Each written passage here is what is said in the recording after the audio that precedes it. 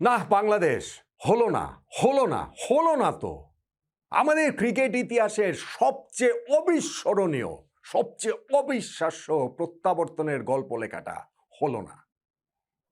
যেই ম্যাচে বাংলাদেশের জেতার কোনো সম্ভাবনা ছিল না, সেই ম্যাচটা কি প্রায় অলৌকিকভাবে আমরা জিতে গিয়েছিলাম। জয় থেকে আমরা ছিলাম মাত্র একটা উইকেট দূরে, অথবা মাত্র একটা ক্যাচ দূরে। কি করলেন আপনি তানজিদ হাসান তামিম? কিভাবে আপনি সেই ক্যাচটা ফেলে দিলেন অ্যাডাম জাম্পার? সেই অ্যাডাম জাম্পার ব্যাট থেকেই এসেছে জয়সূচক রানটা। বাংলাদেশ বঞ্চিত হলো অস্ট্রেলিয়ার বিপক্ষে ৩-০ ব্যবধানে সিরিজ জয় থেকে, বঞ্চিত হলো বাংলা ওয়াশ থেকে, বঞ্চিত হলো আমাদের ক্রিকেট ইতিহাসের সবচেয়ে অবিশ্বাস্য কামব্যাকের জয়টা থেকে। দুঃখ থাকতো না যদি বাংলাদেশ এই দুঃখ থাকতোই, দুঃখ থাকতো না বলাটা আবার ঠিক না, দুঃখ তো থাকতোই, থাকবে না কেন? কিন্তু তারপরেও ধরেন ঠিক আছে, হেরে গেলাম, অস্ট্রেলিয়া বেটার ক্রিকেট খেললো, বাংলাদেশ কোনো একভাবে একটা মানে হেরে গেলাম, আমরা ঠিক মেনে নিলাম। কিন্তু যেই কাছাকাছি আমরা চলে গিয়েছিলাম, তাতে তানজিদ হাসান তামিমের ওই দ্বিতীয় স্লিপে দাঁড়িয়ে অ্যাডাম জাম্পার যে ক্যাচটা তিনি মিস করেছেন, এই দুঃখটা কি আমাদের যাবে? বলতে পারেন যে একটা দ্বিপাক্ষিক সিরিজে তো এটা আর এমন কি, এটা তো আর কোনো বিশ্বকাপ না, এটা তো আর কোনো ধরেন মানে বড় কোনো টুর্নামেন্ট না। ঠিক আছে, এবং যেই সিরিজটাও ডিসাইডেড হয়ে গেছে, বাংলাদেশ এই সিরিজের ২টা ম্যাচ জিতে স্টিল এটা আমি মনে করি খুবই রিমার্কেবল অর্জন বাংলাদেশ ক্রিকেটের। কিন্তু অস্ট্রেলিয়াকে এরকম বাগে পেয়ে, এইরকমভাবে তাদের ৩-০তে সিরিজ হারানোর সুযোগ, এইরকম বাংলা ওয়াশ করার সুযোগ, এবং এইরকম কাছাকাছি গিয়ে ভাই এই দুঃখটা আমাদের কোনোদিনই যাবে বলে আমার মনে হয় না। এবং যদি আমরা সেটা পারতাম, এই গল্পটাও আমাদের আসলে কোনোদিন ফুরোতো না। অবস্থাটা কি ছিল সেটা দেখেন। ম্যাচের সব আগে পরে সবকিছু ভুলে যান।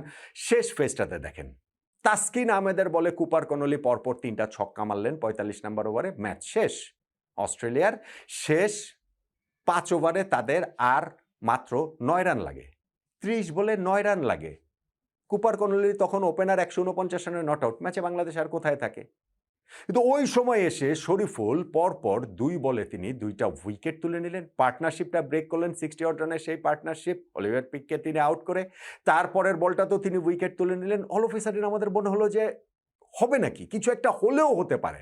হ্যাঁ, আবার নেক্সট ওভারটাতে যখন আউট হয়ে গেলেন ওইখানটাতে মুস্তাফিজুর রহমানের বলে, আউট হন নাই। ইনফ্যাক্ট তিনি যে একটা নিজের বলে নিজের রিটার্ন ক্যাচটা ড্রপ করেছেন দারুইশের, তখন আবার আমাদের আফসোস লাগে যে আহারে, দারুইশের ক্যাচটা যদি ধরতে পারতেন তখনও তো অস্ট্রেলিয়ার ৮ রান দরকার, তখনও তো তাদের হাতে মাত্র ২ উইকেট থাকতো।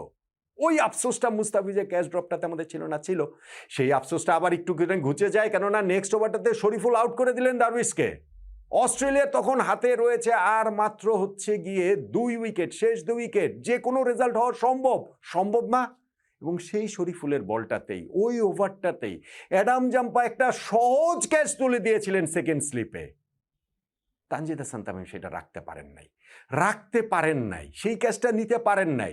ভাই, ইন্টারন্যাশনাল ক্রিকেটে ১০ বারের মধ্যে ১০ বারই এই ক্যাচ ধরা উচিত। কিন্তু বাংলাদেশের ফিল্ডাররা ১০ বারের মধ্যে মোটামুটি বোধহয় ৯ বারই সেই ক্যাচ ফেলে দিবেন প্রেশারের কারণে। আবার সেইটাই বা বলি কি আপনার, আজকেও তো অনেকগুলো সুপার ক্যাচ যেখানে ধরা হয়েছে, যেমন ওই যে ওখানে শেখ মাহিদিও তো একটা সুপার ক্যাচটা সেখানে ধরলেন। কিন্তু তানজিদ তামিম যেটা করলেন, যেই ক্যাচটা ফেললেন অ্যাডাম জাম্পার, এইটা আসলে আমাদের দুঃখ, কষ্ট, হতাশা সবসময় একটা প্রতিচ্ছবি হয়ে থাকবে। এবং এরপরে গিয়ে মুস্তাফিজুর রহমান নেক্সট ওভারটাতে তো কুপার কর্নলিকে বোল্ড করে দিলেন রে ভাই। এবং কর্নলিকে যখন বোল্ড করে দিলেন, তখন আমরা তাদের অস্ট্রেলিয়ার ৯ নাম্বার উইকেট পড়ে গেল, আমরা জয় থেকে আর মাত্র একটা উইকেট দূরে ছিলাম। হতে তো পারতো, হতেই তো পারতো।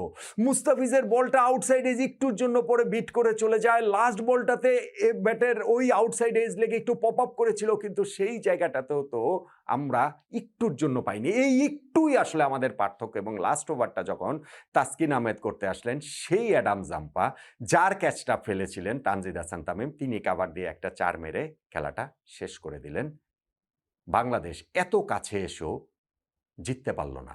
৩০ বলে অস্ট্রেলিয়ার ৯ রান প্রয়োজন ছিল হাতে ৫ উইকেট নিয়ে। ওই অবস্থায় অস্ট্রেলিয়ার আমরা টুটি চেপে ধরেছিলাম তবে ম্যাচটা আমরা আসলে আর জিততে পারলাম না। এইটা মানে এটা মানতেই পারছি না, এটা মানাই যাচ্ছে না। হ্যাঁ, ৩০ বলে যখন ৯ রান প্রয়োজন, অস্ট্রেলিয়া যদি ওই ৫ উইকেট হাতে রেখেই ওই ৯ রানের প্রয়োজনীয়তা মিটে ফেলতো, তাহলেও ধরেন একটা কথা ছিল, হ্যাঁ, তাদেরকে ২৭৫ রানের টার্গেট আমরা দিয়েছি। সেইখানটাতে অস্ট্রেলিয়াকে তারা শুরুতেই শরীফুল তার ফার্স্ট ওভারটাতেই মানে ইনিংসের 5th ওভারে তিনি ২ টা উইকেট তুলে নিলেন। অস্ট্রেলিয়া একটু রিকভার করার চেষ্টা করল। সৌম্য সরকার একটা দুর্দান্ত ক্যাচ ধরলেন ক্যারির। আমরা 3rd উইকেট পেয়ে গেলাম। তারপরেও গিয়ে অস্ট্রেলিয়া ওইখানটাতে তারা আসলে একটা স্টেডিলি তারা আসলে এগিয়েছে। ৩টা 60 অড রানের পার্টনারশিপ ৬৪, ৬৮, ৬৪ এরকম ৩টা পার্টনারশিপ এবং সবগুলা পার্টনারশিপেই ছিলেন কুপার কনলি, যিনি